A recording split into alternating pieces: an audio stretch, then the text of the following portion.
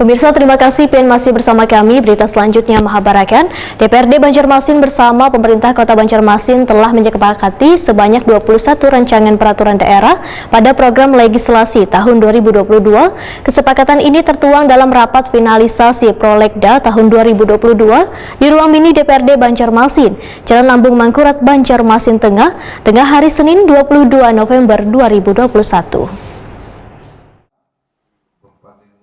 DPRD Banjarmasin bersama pemerintah Kota Banjarmasin telah menyepakati sebanyak 21 rancangan peraturan daerah pada program legislasi tahun 2022.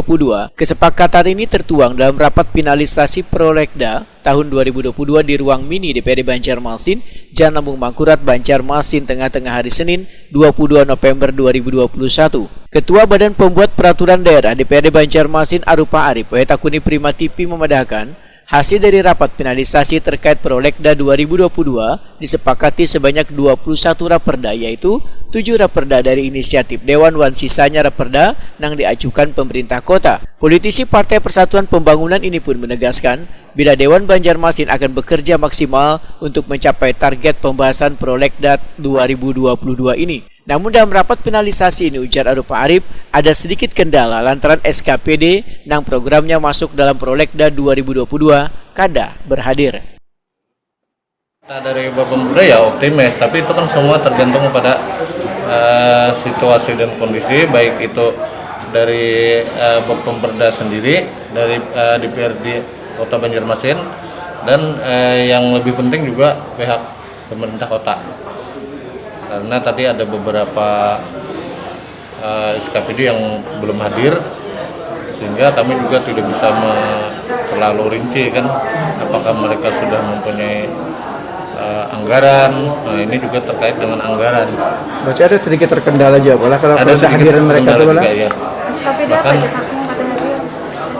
tidak hadir dari Perkem tidak hadir, kemudian satunya apa tadi? Ada 2 SKPD dari luar yang sudah hadir. Karena itu berkaitan dengan anggaran perdanya apa dari mereka? Ya. Jadi kalau mereka kan mengusulkan pengajuan inisiatif contoh dari pemerintah kota.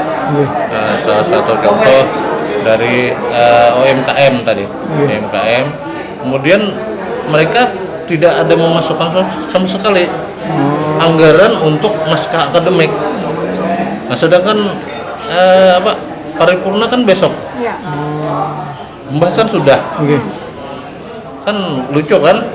Tapi mereka masukkan. Nah, terus dari mana dia? Nah, itu kan salah satu contoh, masih tanda petik, ya kan? Nah, tadi masih ada solusi untuk UMKM ya. Masih ada solusi yang punya mereka, inisiatif mereka dimasukkan melalui inisiatif DPRD, karena masih ada anggaran.